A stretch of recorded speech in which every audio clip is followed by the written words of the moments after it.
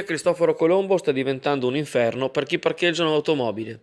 Dopo i recenti casi di gomme tagliate e carrozzerie sfregiate, l'escalation dei vandali non conosce confini. Nella notte, il lunotto posteriore in vetro di una vettura di marca Audi è stato mandato completamente in frantumi dai soliti ignoti. L'amara scoperta da parte di un residente, stamane dopo essere sceso di casa per recarsi al lavoro. Proprio gli abitanti della zona sono esasperati non solo dalla raffica di atti vandalici, ma anche dai bivacchi di giovinastri sulle panchine, dove spesso si riscontrano lattine, vetri e sporcizia.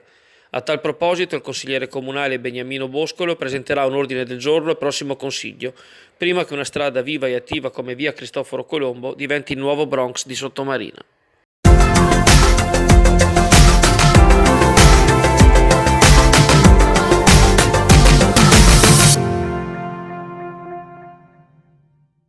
Il consiglio di amministrazione di ACTV sta andando a scadenza e il comune di Chioggia, che è uno degli azionisti del consorzio trasporti veneziano, si appresta a nominare un proprio rappresentante nel nuovo consesso. Al proposito, il sindaco Alessandro Ferro ha emanato un decreto per provvedere all'individuazione e alla designazione della figura in questione. La scelta avverrà attraverso il curriculum allegato alla domanda, da far pervenire in municipio entro le ore 12 del prossimo 27 aprile. Il modulo da compilare sarà disponibile nella sezione bandi e concorsi del sito del comune www.chioggia.org e andrà inoltrato personalmente all'ufficio protocollo o tramite raccomandata con ricevuta di ritorno o mediante posta elettronica certificata all'indirizzo chioggia@pec.chioggia.org.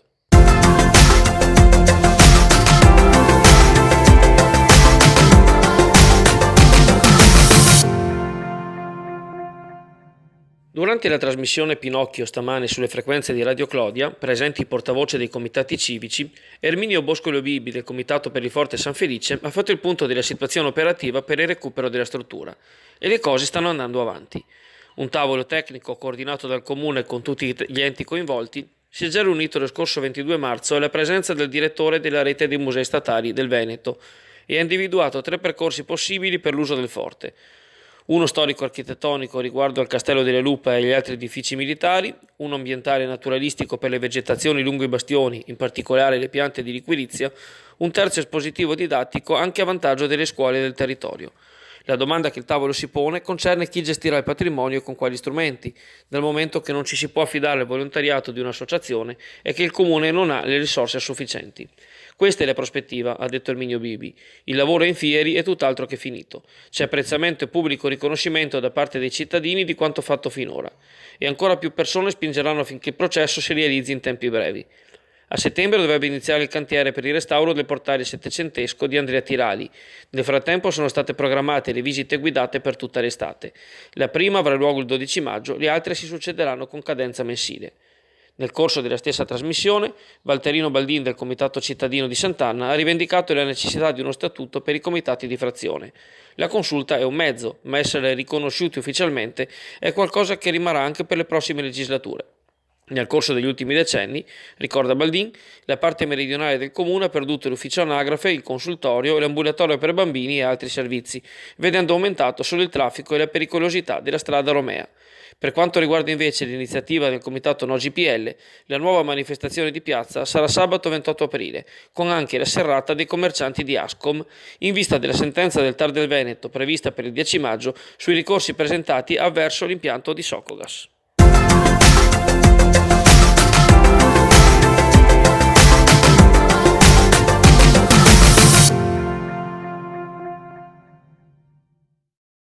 Sofferto successo 56-55 ieri sera per la Wisp Basket Chioggia al Palasport di Borgo San Giovanni, nella gara 1 dei quarti di finale del play-off contro le Nutrie Vicenza Independiente.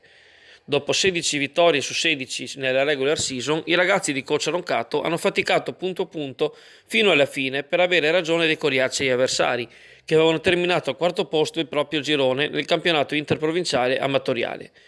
Davanti a poco meno di un centinaio di spettatori, tra cui molti bambini delle giovanili, gli atleti chioggioti hanno risolto il primo quarto sul 18-12 con 2 bombe da 3 sul finire, dopo aver subito il buon avvio dei gialloneri, tanto che nella seconda frazione i Berici hanno sorpassato i locali con un parziale di 12-5, prima di concludere in parità 33-33. Al ritorno dagli spogliatoi, il terzo quarto è rimasto bloccato per i primi 7 minuti, praticamente senza canestri, un'evenienza invero rara nel basket. L'equilibrio permane con il fischio provvisorio che registra il risultato di 45-43 proprio sulla sirena. La bagarre si accende naturalmente alla fine, con le due squadre testa a testa. La strapotenza fisica di alcuni elementi da ambo le parti sposta l'ego della bilancia, anche se Chioggia cerca di allungare, 51-43 dopo la prima metà del tempo.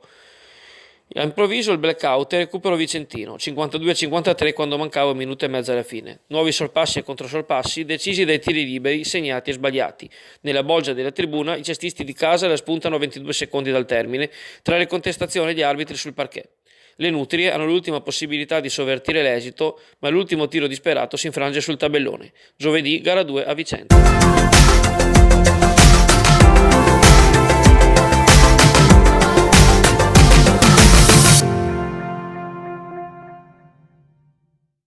Weekend al cinema Don Bosco con 2 pellicole in proiezione. Oggi pomeriggio dalle ore 16:30 per i più piccoli c'è Peter Rabbit, film di animazione nato dalla pena di Beatrix Potter.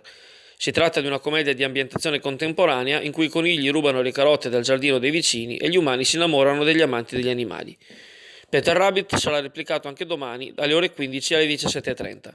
Questa sera invece dalle ore 21 ritorna Maria Maddalena di Garth Davis con Rooney Mara, Joaquin Phoenix e Chiwetel Ejiofor, l'attore di 12 anni schiavo. La pellicola dura 2 ore e traccia un ritratto autentico e umano di una delle più enigmatiche e incomprese figure spirituali della storia. Dopo numerosi film incentrati su Gesù di Nazareth, che relegavano Maria Maddalena a figura di contorno, questo nuovo lungometraggio a tema biblico la rende invece protagonista. Maria Maddalena sarà replicato per l'ultima volta a Chioggia domani sera sempre alle ore 20.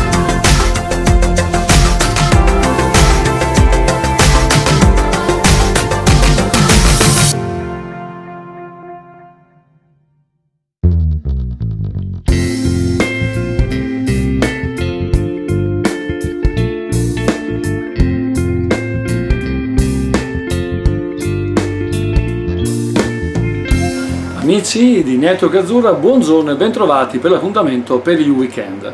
Dunque, come avevamo annunciato, questa alta pressione mobile di stampo azzurriano si è impossessata di buona parte dell'Europa centrale e naturalmente ci riguarderà almeno fino a domani sera con 2 belle giornate, splendido weekend quindi davanti, ma attenzione perché si cambia il registro già la domenica sera. Però tornando a quello che sarà la giornata odierna e sicuramente domani, 2 giornate tutto sommato stabili, piuttosto soleggiate, con temperature massime che da noi sulla costa e anche naturalmente la costa veneziana non andranno oltre i 16-17 gradi proprio per effetto del mare ancora caldo, vista appunto la poca insolazione che abbiamo avuto nei giorni scorsi. Ma tant'è, va bene così, la primavera, questo è un segnale inequivocabile che la primavera è arrivata anche se si è attardata un pochino prima. Quindi ovviamente 2 giornate belle, vi ho detto, a parte qualche nebbia mattutina che riguarderà appunto le zone costiere e prossimità della pianura per effetto appunto del calore accumulato di giorno, e quindi appena si alza il sole naturalmente la temperatura tende ad alzarsi, a diminuire e a creare qualche nebbia in transito e in pulizia veloce verso le 9:30-10 del mattino. Ben altra cosa invece la prossima settimana, che naturalmente sarà sostanzialmente molto variabile, instabile e perturbata lunedì già dalla mattinata con piogge e rovesci qua e là un po' su tutto il territorio provinciale, che poi lascerà posto a un martedì o mercoledì piuttosto variabili per poi probabilmente ripeggiorare all'altezza di mercoledì sera e giovedì, ma questo è un altro paio di maniche, ne riparleremo appunto con tranquillità domenica. Quindi godiamoci questo splendido primo weekend soleggiato primaverile in attesa di una estate che verrà. Ciao a tutti!